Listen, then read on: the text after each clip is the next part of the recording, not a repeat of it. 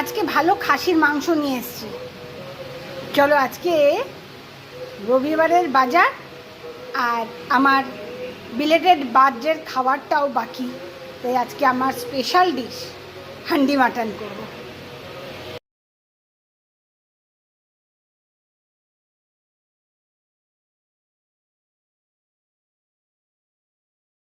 এখানে দই ব্যবহার করছি 1 টেবিল চামচ মতো।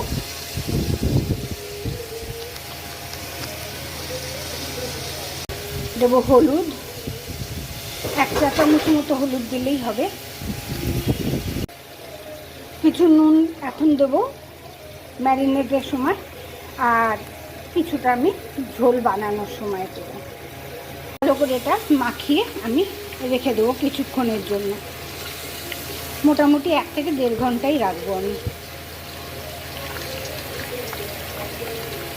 অনেক সময় ওভারনাইট রাখলেও ভালো হয়, যদি না হয় সেদিনই রান্না করতে, তাহলে মোটামুটি 1 থেকে 1.5 ঘন্টা রাখলেও যথেষ্ট।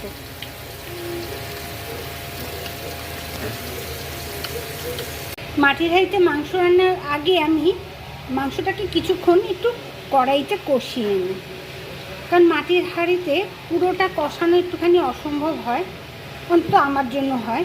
তাই জন্য আমি কিছুটা কষিয়ে হাফ ডান করে তারপরেই আমি এটা মাটির হাঁড়িতে শিফট করি। দেখো আমি এখানে মোটামুটি 3 টেবিল চামচ মতো সর্ষের তেল নিলাম। গরম হলে আমি এতে প্রথমে একটুখানি হলুদ ঢালবো।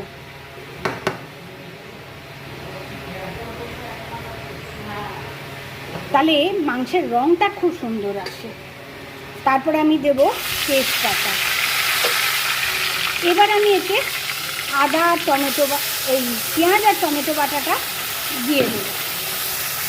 পেঁয়াজটা কিছুক্ষণ কষিয়ে নিয়ে তারপরেই আমি মাংসটা এর মধ্যে দেব। পেঁয়াজ থেকে তেল ছাড়া শুরু হয়েছে, এবার আমি ম্যারিনেট করা মাংসটা এর মধ্যে দিয়ে দেব।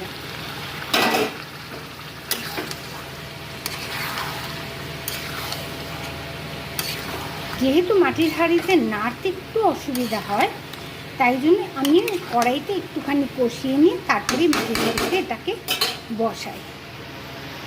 মাংসটা হাফ ডান হয়ে গেছে, এবার আমি এটা মাটির হাঁড়িতে শিফট করে দেবো।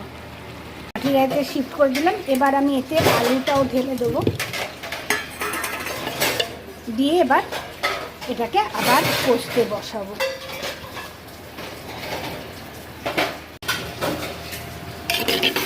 আঁচ কমিয়ে এটাকে কষবো। কিছুক্ষণ ঢাকা দিয়ে আমি রান্না করব।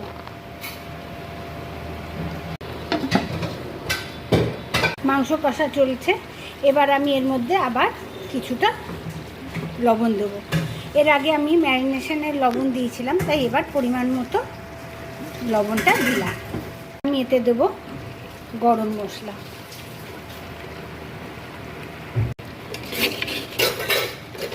মাংস কষা চলছে, দেখো পুরো সিম আছে, ভালো করে মাঝে মাঝে এরকম নাড়িয়ে দিতে হবে। মাটির হাঁড়িতে রান্না করতে গেলে সময়টা বেশি লাগে ঠিকই, কিন্তু তার স্বাদটা হয় অপূর্ব।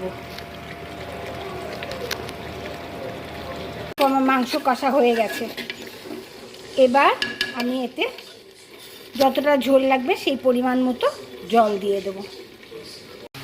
দেখো মাংস কষা হয়ে গেল, এবার আমি এতে পরিমাণ মতো জল দেবো। খুব বেশি ঝোল আমার দরকার নেই, তাই অল্প পরিমাণে জলটা দেব। আবারও আমি সিম করেই এটা রান্না করব। মাটির হাঁড়িতে রান্না করতে গেলে কিন্তু তেজ আছে রান্নাটা চলবে না, তোমাকে পুরো রান্নাটাই কিন্তু অল্প আঁচে করতে হবে, কারণ যেহেতু গ্যাসে রান্না মাটির হাঁড়ি ফেটে যাওয়ার চান্স থাকে। তাই জন্য আমি সবসময় এটা সিমেই রান্না করার চেষ্টা করি। মাংস ঝোল এখন ফুটছে,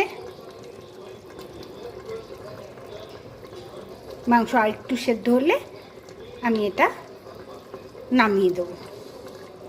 তাহলে কেমন লাগলো আমার এই মাটির হাঁড়িতে মাংস রান্নার ভিডিওটা?